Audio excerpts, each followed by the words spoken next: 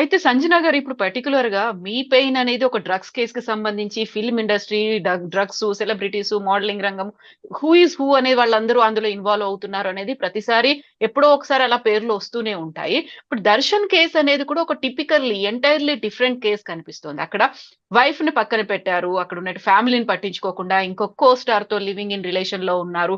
ఇది ఒక ఫ్యాన్‌కి నచ్చలేదు. నచ్చకపోవడంతో ఇంకొక ఫ్యాన్‌ని పిలిచారు. వాళ్ళిద్దరి మధ్య ఫైట్ అయిపోయింది. అక్కడికి దర్శన్ వెళ్లారు. వెళ్ళిన తర్వాత అక్కడ చనిపోయాడు ఆ రేణుకా స్వామి అనేది. సో, ఈ ఎంటైర్ ఎపిసోడ్‌లో ఎక్స్‌ట్రా మ్యారిటల్ అఫైర్ గురించి మాట్లాడుకునే వాళ్ళ గురించి ఎక్కువ వినిపిస్తోంది. ఇప్పుడు ఒక స్టెప్ క్రాస్ అయ్యారు కాబట్టి వచ్చినటువంటి కాన్సీక్వెన్సెస్ ఇవన్నీ అంటున్నారు. ఎలా చూస్తున్నారు దీన్ని మీరు? చూడండి, ఇప్పుడు ఎక్స్ట్రా మ్యారిటల్ అఫైర్ ఒక లేడీ చేస్తే కూడా అంత కండెమ్ చేయరు. అయ్యో లేదు, తన మొగుడు ఏమో బాలేదు, పాపం తన్ని కొడుతున్నాడు అని లేడీ మీద సింపతి చూపిస్తారు. ఇప్పుడు ఎక్స్ట్రా మ్యారిటల్ అఫైర్ అనేది ఒక హీరో జీవితంలో నడిస్తే, ఓ తను మన్మథుడు, తను ఫ్లర్ట్, తనకి ఒక్క పెళ్ళాం సరిపోదు. ఇది మేము ఒక సొసైటీలో we always talk like that against a male, right? So I think we should not sit and see ఒక మ్యారేజ్ కరెక్టా, రెండో మ్యారేజ్ కరెక్టా, ఎక్స్ట్రా మ్యారిటల్ అఫేర్, అది కంప్లీట్లీ పర్సనల్ అండి. ఇప్పుడు ఒక మనిషికి ఒక మ్యారేజ్ ఏదో రీజన్ కోసం సరిపోలేదంటే ఇప్పుడు చచ్చే టైం దాకా ఆడు సెకండ్ మ్యారేజ్ చేయలేక ఉండడు. సో దట్ హ్మ్. Is a personal dimension. అక్కడ ఫస్ట్ మ్యారేజ్ సరిపోయిందా లేదా, మాకు పర్సనల్ గా ఏం నడుస్తుంది మాకు తెలీదు. ఇప్పుడు మాకేమంటే ఈ మనిషి తో నేను వర్క్ చేశాను. నా వన్ ఆన్ వన్ ఎక్స్పీరియన్స్ ఏముందంటే, నిజంగా తన అమ్మాయిల్ని చాలా గౌరవిస్తాడండి. నాకే సంజన అమ్మ అని పిలుస్తాడు. లేకపోతే హ్మ్. అమ్మ, నేను నాకు ఒక సీన్ ఇలా లిఫ్ట్ చేయాలి, నా స్కర్ట్ చిన్నది, అమ్మ చూడు, టెన్షన్ తీసుకోకు, నేను ఇట్లా పట్టేసి ఇట్లా నేను ఇస్తాను, నీ స్కర్ట్ చాలా నీట్ ఉంటుంది, ఏం టెన్షన్ నేనే కొత్త ఆర్టిస్ట్ అప్పుడు, కొద్దిగా ఇట్లా పానిక్ లో ఉన్నాను, ఇంత పెద్ద స్టార్ తో చేస్తున్నానని. సో హ్మ్. ఒకటి మర్యాదగా మాట్లాడడం ఉండొచ్చు ఒక అమ్మాయితో. ఒకటి మనస్ఫూర్తిగా గౌరవించడము. మరి తిన్నావమ్మా, కాఫీ తాగావమ్మా, సంజనాని కూడా పిలవరు. హ్మ్. నేను ఇంకేంటి ఆ మనిషికి 30 minutes కూడా తెలీదు, నాకు అమ్మ అమ్మ అని గౌరవిస్తూ ఫార్మల్ గా మాట్లాడి నీట్ గా షూటింగ్ చేసేసి ఇంటికి వెళ్ళిపోయేవాడు. హ్మ్. నాకు ఇప్పుడు నా కళ్ళు ముందు తెలిసిన వ్యక్తి నాకు తెలుసండి. ఇప్పుడు మీడియాలో ఏమవుతుందంటే, ఇప్పుడు జరిగింది ఇన్సిడెంట్ 100% జరిగిందే. ఇప్పుడు 13 జనాలు చేశారండి. ఇప్పుడు అక్కడ ఎవరు నిజంగా చెయ్యి తీసి కొట్టారు, ఎవరు నిజంగా మర్డర్ చేశారు, ఇది మేము ఇప్పుడే మీడియా ట్రయల్ చేసేసి కన్క్లూజన్ లో వెళ్ళకూడదు. హ్మ్. We have to respect the law and order. ఇంత కష్టపడుతున్నారు మా పోలీస్ వాడు. ఫస్ట్ ఆఫ్ ఆల్ మా ఇంట్లో మేము సేఫ్ గా కూర్చున్నామంటే దానికి ఒకటే కారణం మా పోలీస్ గారు. Right, the police in the country, the law and order in the country is very strong. వాళ్ళు ఛార్జ్ షీట్ పెట్టడానికి ఆపుదాం, చూద్దాం ఎవరికి ఏమైందో, ఎవరు ఏం చేశారో, ఎవరిది ఏం కాంట్రిబ్యూషన్ ఉన్నదో అని చూసేసి తర్వాత మేము ఒక జడ్జ్మెంట్ కి వెళ్ళాలి. ఇప్పుడే ఈడు ఇలాంటోడు, ఈడు అలాంటోడు, ఈడే చేశాడు, ఆ, ఈడే అహంకారంలో చేశాడు అని.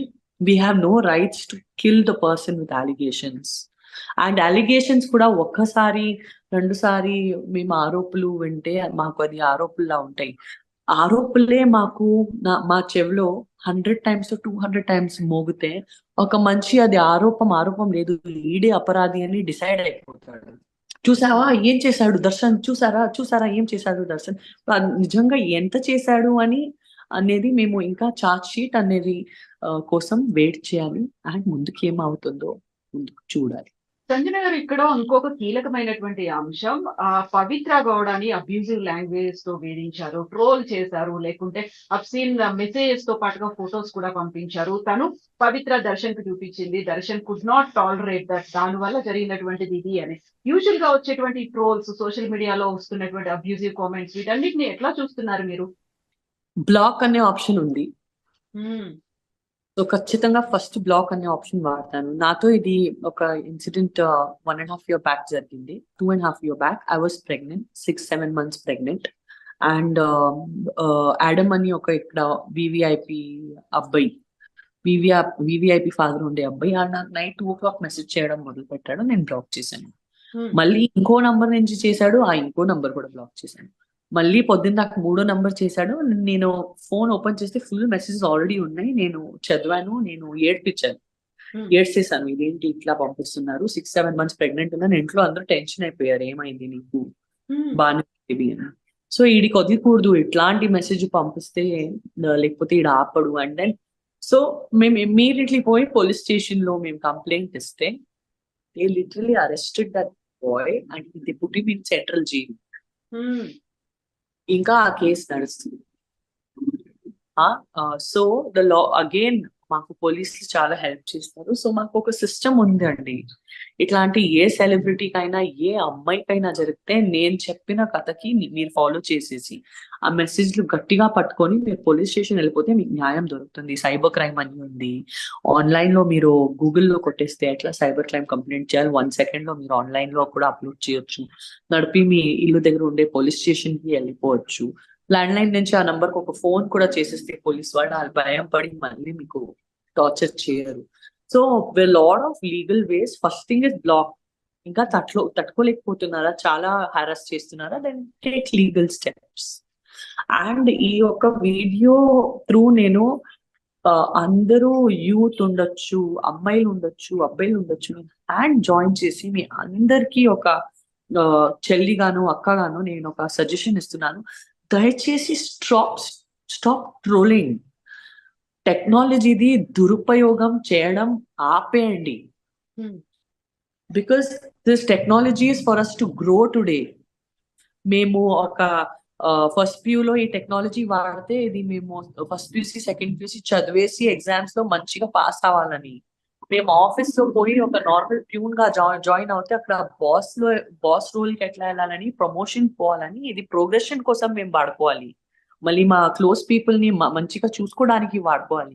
ఎవరికైనా చెత్తగా మెసేజ్ పెట్టడానికి, ఎవరికైనా హెరాస్ చేయడానికి, నువ్వు ఇట్లాంటివి, నువ్వు అట్లాంటివి, నువ్వు అదివి, నువ్వు ఇదివి, ఎవరైనా ఎట్లయినా ఉండని, మీకెందుకు జడ్జ్మెంట్ పాస్ చేయడము, గలీజ్ గా మెసేజ్లు రాయడము. It is really, really uncivilized and uncultured. And it's actually a very big offense now. You will get into serious problems in the country with the law. మీరు ఇట్లాంటి యాక్టివిటీస్ చేస్తే. సో ఏ parent ఈ video చూస్తున్నారో, ఏ student ఈ video చూస్తున్నారో, ఖచ్చితంగా ఇక్కడ కింద కూడా బ్యాడ్ కమెంట్స్ రాయడం ఆపేయండి. Just learn to mind your own business in life. మీరు మీ ఫ్యామిలీ, మీ లైఫ్, మీ ప్రోగ్రెస్, మీ ప్రమోషన్స్ చూస్తూ, మీ ఎంజాయ్మెంట్ చూస్తూ ముందుకు పోండి. నువ్వు ఇట్లాంటివి, ఆడు ఇట్లాంటోడు, ఈడు చేస్తాడు, నువ్వు చేస్తాడు, నీకు కుక్క కడుగుతుంది, నీకు శాపం పడుతుంది, అవన్నీ నాన్ సెన్స్ రాయడం ఆపేయండి. You know who ever it is. Because ఎవరైనా ఒక్కరు ఎదుటిగా ఎవరు బర్దాష్ చేస్తున్నాడో ఆడు కూడా ఒక మనిషినే అని ఉంటాడు కదా. ఎగ్జాక్ట్లీ కదా. Nobody is a stone. అందరికీ భావనలు ఉన్నాయి, అందరికీ రిలేషన్స్ ఉన్నాయి, అందరికీ తన రెస్పెక్ట్ అని ఉంది. So learn to respect. And if you cannot respect, ignore, but don't write bad comments. ఒక పర్సనల్ వాట్సాప్ మెసేజ్ లో కూడా ఎవరికి బ్యాడ్ గా రావద్దు. ఏం చేస్తున్నావే అని కూడా లేదు. ఒక డిగ్నిటీ మెయింటైన్ చేయండి.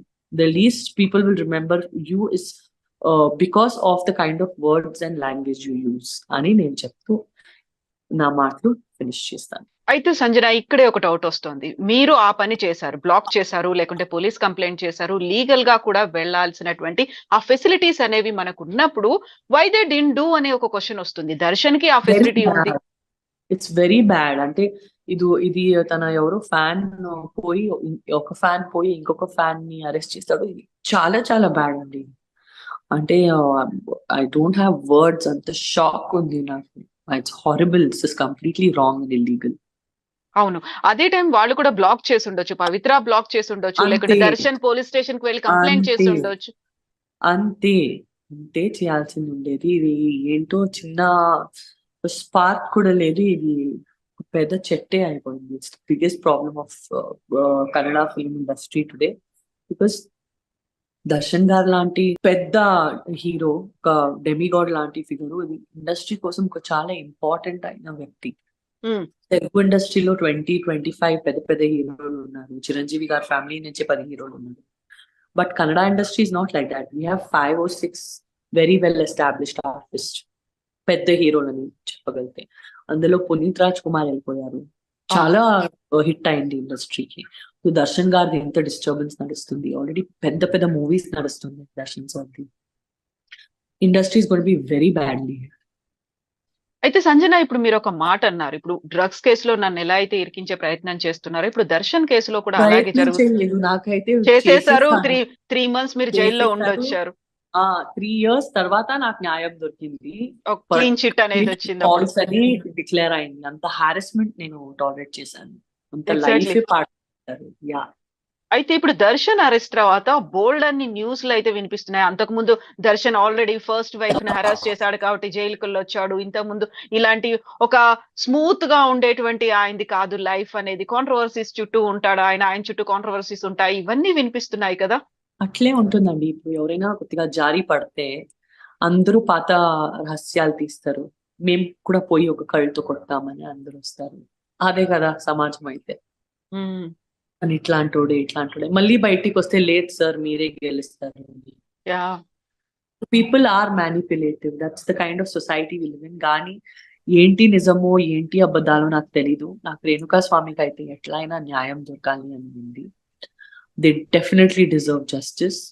అండ్ అది కాకుండా దర్శన్ సార్ ఎట్లా అయినా ఈ ఒక ప్రాబ్లం నుంచి మన కోసం, మా కన్నడ ఇండస్ట్రీ కుటుంబం ఒక వ్యక్తిగా ఖచ్చితంగా ఈ ప్రాబ్లం నుంచి ఎట్లయినా దేవుడు తనకి బయటకి తన ఇన్వాల్వ్మెంట్ ఎక్కువ ఉండకూడదు. ఇప్పుడు తను ఇందులో కూడా చెప్పారు, అంటే న్యూస్ లో చెప్పారు ఈ వర్షన్ ఎంతవరకు ఏం నిజం ఉంది అది వెరిఫై అవడానికి టైం పడుతుంది. దట్ లేదు, నేను పిలిపించి మాట్లాడి తనకి బుద్ధి చెప్పాను, మళ్ళీ డబ్బు ఇచ్చాను, దర్శన్ గారి సెట్ డబ్బు ఇచ్చాను, పోయి ఏదైనా తినేసి ఇంటికి పో అని. తర్వాత నేను బయలుదేరాను. ఇదన్నీ మర్డర్ జరిగింది దాని తర్వాతనే, దానికంటే ముందు కాదు. నా కళ్ళు ముందు ఎవరిని కొట్టలేదు, నా కళ్ళు ముందు ఏమి మర్డర్ జరగలేదని ఇది దర్శన్ గారు ఇచ్చిన న్యూస్ లో స్టేట్మెంట్. సో అది అట్లే అయి ఉండాలి. దర్శన్ గారు ఎట్లయినా ఈ ప్రాబ్లం నుంచి బయటికి రావాలని నేను దేవుడిలో ప్రతిరోజు కోరుకుంటున్నాను. సో ఫిల్మ్ ఇండస్ట్రీ నుంచి సపోర్ట్ అనేది ఎలా ఉంది? దర్శన్ ఈ కేసుకి సంబంధించి అరెస్ట్ అయిన తర్వాత ఒక స్ప్లిట్ కనిపిస్తుందా? సపోర్టింగ్ గా ఉన్నటువంటి వాళ్ళు ఎంతమంది ఉన్నారని అనుకుంటున్నారు మీరు? నాకు లీగల్ గా ఇష్యూ జరిగిందండి. సో నాకు లా తెలుసు. ఒక లెవెల్ కి నేను మీ దగ్గర మీలాంటి ఇంటెలిజెంట్ జర్నలిస్ట్ దగ్గర వచ్చి మాట్లాడితే నాకేమి ప్రాబ్లం కాకూడదు. అది టెక్నికల్ గా రెస్పెక్టింగ్ ద లా ఎట్లా మాట్లాడాలి నాకు తెలుసు. నేను ముందుకు వచ్చేసి మాట్లాడుతున్నాను. అందరూ సైలెంట్, ఎవరు మాట్లాడట్లేదు, ఎవరు సపోర్ట్ చేయట్లేదు. ఎందుకలా? It's scary situation for anyone. మీరైతే journalist, it's your duty. Artist గా అందరూ భయం పడతారు. బట్ మీలాగా బయటకు వచ్చి మాట్లాడిన వాళ్ళు ఇప్పటిదాకా అయితే ఎవరు కనిపించలేదు నాకు. I don't know. Yeah, I take that as a compliment. అవును.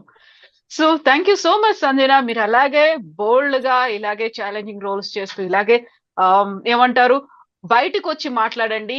మీకు మనసులో ఏముందో అది డైరెక్ట్ గా ఇలాగే మాట్లాడుతూనే ఉండండి. లేదండి, నేను మనస్ఫూర్తిగా దర్శన్ సార్ చాలా గౌరవిస్తాను. నేను ఇక్కడ వచ్చి మాట్లాడానంటే నేను తనకి 3-4 years లో ఒక్కసారి కూడా చూస్తే ఏదో ఒక ఫంక్షన్ లో తను బాగున్నాడు కదా అని చూస్తే నాకు చాలు. ఏమి రోజు తను కలవరు.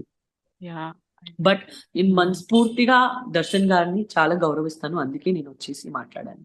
వేరే ఏమీ ఉద్దేశం లేదు. Yes Sanjana, thank you so much Sanjana. Thank you.